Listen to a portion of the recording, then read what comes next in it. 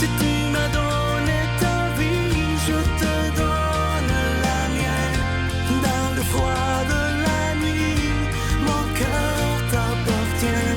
Et quand la tristesse arrive, je sais tu es là, toujours près de moi. Bon vendredi, bienvenue dans votre émission La Victoire de l'amour. J'espère que vous allez bien ce matin. Comme on le fait toutes les semaines, on rejoint quelqu'un qu'on apprécie beaucoup, notre ami Pierre-Luc.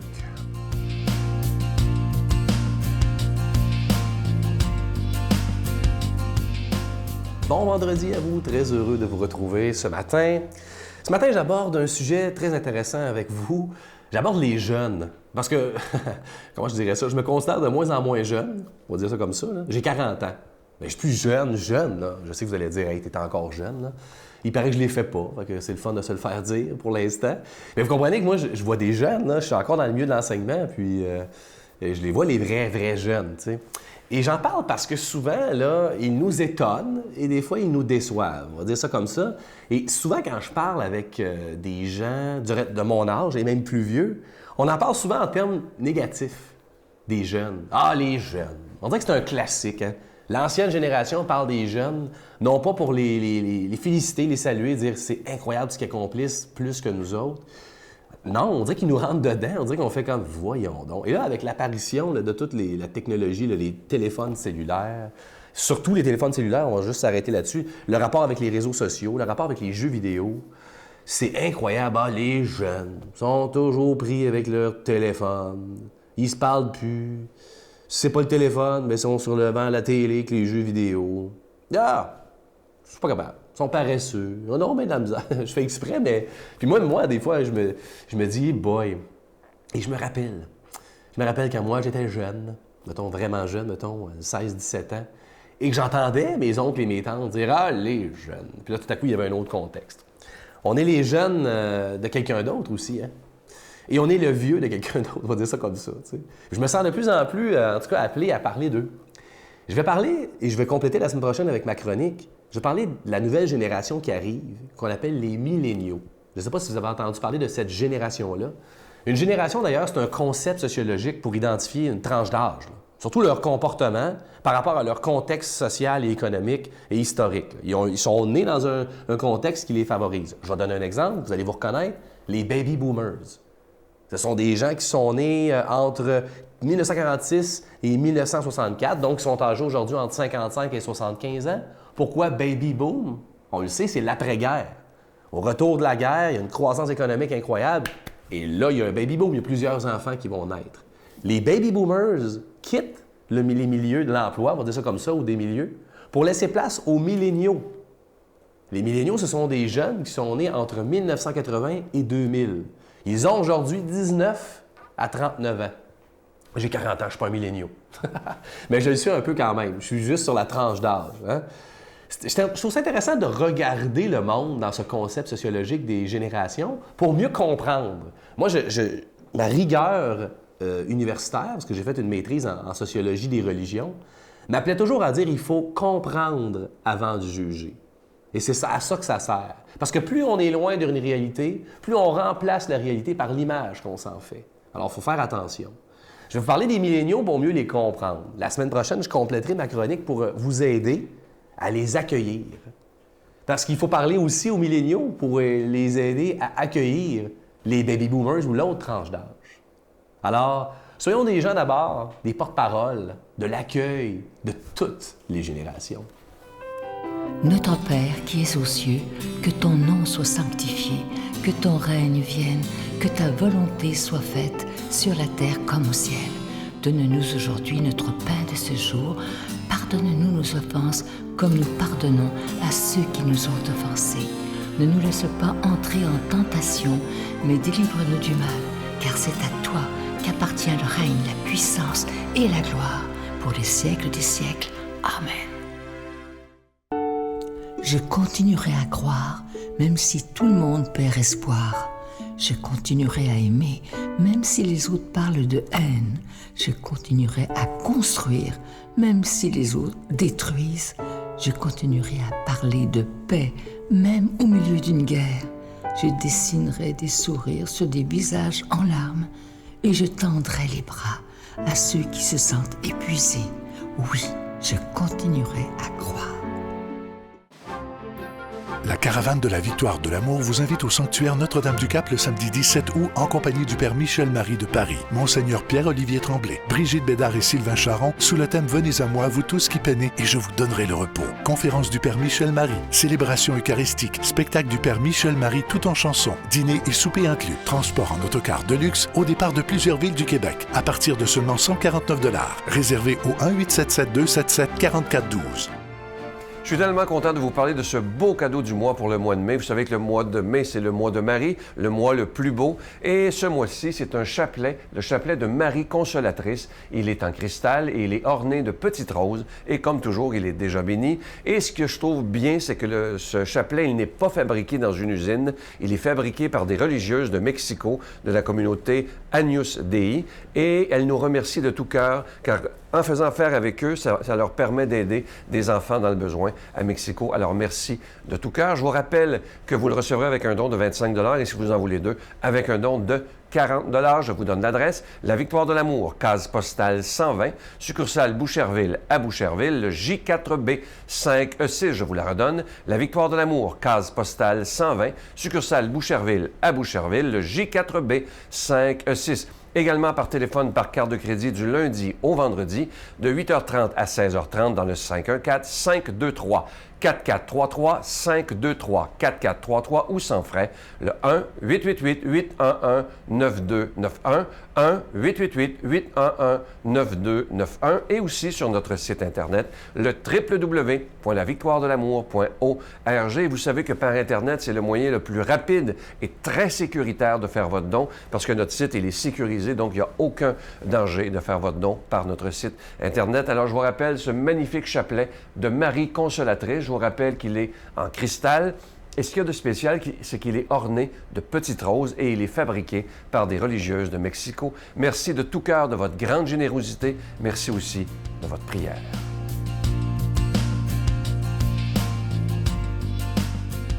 Mon Dieu, donnez-moi la sérénité d'accepter les choses que je ne peux changer, le courage de changer les choses que je peux et la sagesse d'en connaître la différence.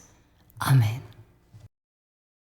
Aujourd'hui, la parole de Dieu est proclamée par le curé de la rue, comme on l'appelle, l'abbé Claude Paradis.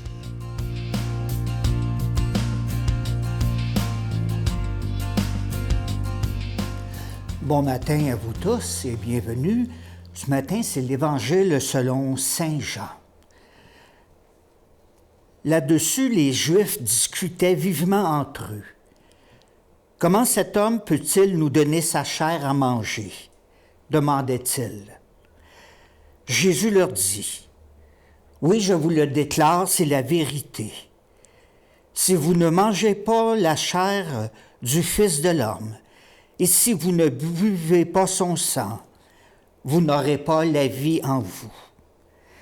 Celui qui mange ma chair et boit mon sang possède la vie éternelle et je le relèverai de la mort au dernier jour. Car ma chair est une vraie nourriture et mon sang est une vraie boisson.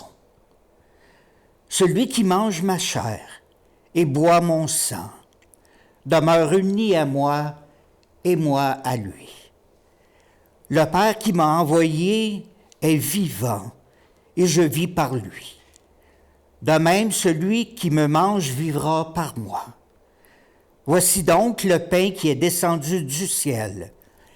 Il n'est pas comme celui qu'ont mangé vos ancêtres, qui sont morts, mais celui qui mange ce pain vivra pour toujours. » Jésus prononça ces paroles alors qu'il enseignait dans la synagogue de Capharnaüm. Acclamons cette parole de Dieu. Je reprends la fin ici du texte où il est écrit « Les ancêtres sont morts parce qu'ils n'ont pas mangé de ce pain. » Dans le désert, alors de la traversée du désert, en hébreu, la manne, ça signifie « qu'est-ce que c'est ?» Parce qu'ils ne connaissaient pas cette nourriture, ils ne comprenaient pas ce qu'ils devaient faire. Et là, Jésus leur dit, nous dit aussi que sa chair, c'est sa parole. Parce que ça peut sembler un peu c'est un peu... On peut rechercher qu'est-ce que ça veut dire, boire son sang et manger sa chair. Alors, il nous dit que la chair, c'est sa parole. La parole de Dieu, qu'on doit vivre de cette parole. Et les disciples sont invités pas seulement qu'à se nourrir de Jésus, qui est la parole de Dieu, mais il faut que sa parole les imprègne et transforme toute leur vie. Il s'agit de chair et de sang, qui a rencontré et touché la misère de l'être humain, de nous tous. Vous savez, Jésus, qui est mort pour nous, qui est mort pour moi, je ne connais pas personne de mes amis qui aurait fait la même chose, qui serait mort pour moi. Mais Jésus l'a fait, lui, pour nous, pour chacun d'entre nous. Le pain qu'il donne, ça va nourrir notre faim. Ça rassasie vraiment. Ceux qui croient en sa parole ne mourront pas, que Jésus nous dit. Ils entrent dès maintenant dans la vie éternelle. Ce que dit Jésus est difficile à comprendre ce matin. Pour plusieurs. Plusieurs sont choqués et ils veulent le faire condamner. Et lui, il est libre d'aller ailleurs, de s'en aller sur son chemin. D'autres prophètes l'ont aussi dit, et on les a oubliés, ce qu'ils ont vécu avec lui. Jésus ne force personne et ne juge personne. Toute la vie chrétienne se réalise dans la liberté. Et ça, c'est important, hein? Il nous a fait libres. Alors, à nous de prendre sa nourriture, de prendre son sang et son pain, sa parole. Et vous savez, la coupe de vin, dans tous les sports qu'on peut rencontrer, les gagnants ont toujours une coupe qui est remplie de vin.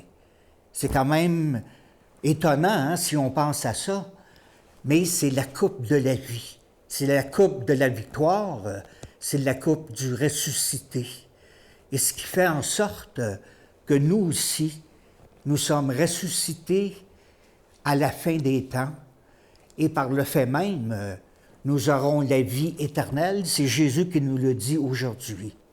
Alors, buvons son sang et mangeons sa chair aujourd'hui et cette semaine. Et je vous laisse là-dessus. Pensez à tout ce qui peut être rattaché à cette chair et à ce vin. Et je vous bénis au nom du Père, du Fils et du Saint-Esprit. Amen. Je vous salue Marie, pleine de grâce.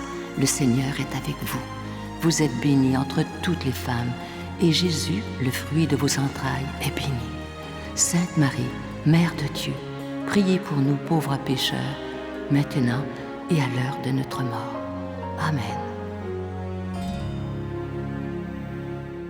Aujourd'hui, c'est vendredi. Je vous rappelle qu'à 3 heures, toute la famille, ceux qui le veulent évidemment, la Victoire de l'amour se rassemble pour dire un Notre Père, un Je vous salue Marie et un Gloire soit au Père avec tout notre cœur. Parce que Jésus nous dit, là où 2 ou 3 seront réunis en mon nom, je serai là au milieu d'eux. Nous allons le faire d'une façon virtuelle. Je vous rappelle l'émission de ce dimanche pour la fête des mamans. Je rencontre une mère extraordinaire, Valérie de la Rose, qui a eu la douleur de perdre sa fille à l'âge de 23 ans. Mais vous allez voir l'espérance de cette maman. Je vous souhaite une belle journée.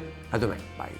Donc en fait, elle nous disait, mais oui, c'est dur, mais ma vie sera peut-être pas longue, mais je voudrais que vous gardiez ça en tête, c'est que je le pense vraiment, c'est que je trouve quand même que j'ai une belle vie malgré cette galère. Voilà. Alors c'est pas facile à entendre.